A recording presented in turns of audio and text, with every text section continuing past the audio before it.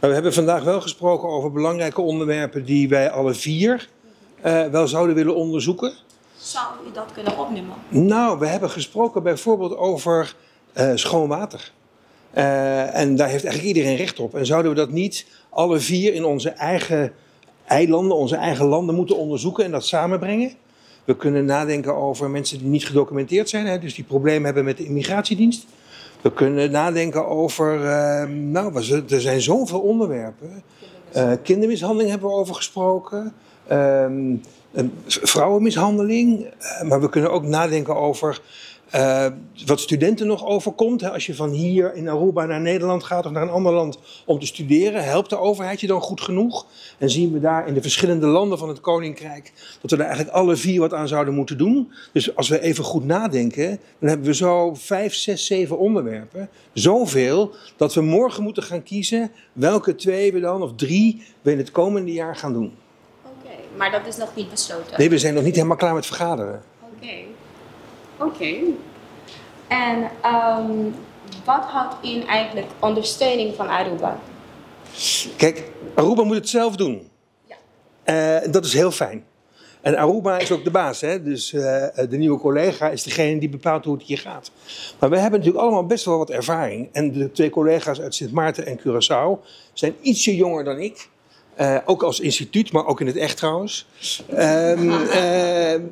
En ik denk dat wat wij hebben meegemaakt de afgelopen jaren en de manier waarop we dingen hebben aangepakt, nou, daar is best wel, de fouten die we hebben gemaakt, moeten niet opnieuw worden gemaakt in Aruba. En de dingen die goed zijn gegaan, kunnen we misschien samen dan hier weer in de praktijk brengen. Dus dat is ondersteuning. Wij komen niet vertellen hoe het moet. We willen graag horen hoe de nieuwe collega denkt het te gaan doen in Aruba. En hoe wij onze ervaringen daarnaast kunnen leggen. En natuurlijk zijn er heel veel dingen die we gewoon echt moeten doen. Hè. Dus klachten behandelen individueel. Hoe gaan we dat dan verwerken? Welke opleidingen moeten er zijn? Kunnen we elkaar bijstaan? Dat zijn de belangrijke onderwerpen, wat mij betreft in ieder geval. Dus Aruba is in de lead. En wij kijken wat we kunnen met onze eigen ervaring uit de 3 landen waar wij aan het werk zijn. Hoe we dan behulpzaam kunnen zijn bij het snel opzetten van het kantoor. Want het is natuurlijk wel, er is nu een ombudsman, maar nou ja, we hadden een hele grote bijeenkomst vandaag. Ik weet zeker dat Aruba nou zit te wachten op wanneer gaat ze echt beginnen.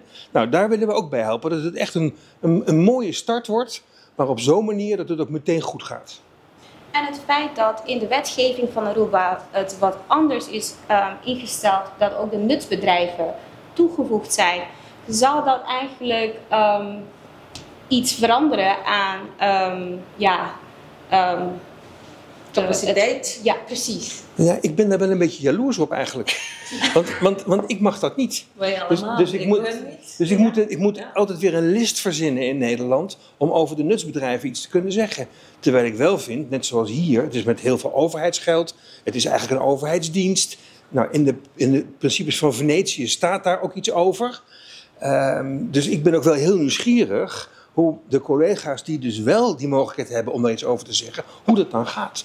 Want het zijn natuurlijk geen overheden, het zijn toch private ondernemingen, maar je hebt er wel iets over te zeggen. Nou ja, dus daar ben ik ook wel voor gekomen om te horen hoe dat dan hier gaat. Zodat ik het weer kan gebruiken om in Nederland te zeggen, zouden we dat eigenlijk niet ook zo moeten organiseren in Nederland? Wat ik eigenlijk diep in mijn hart heel graag wil.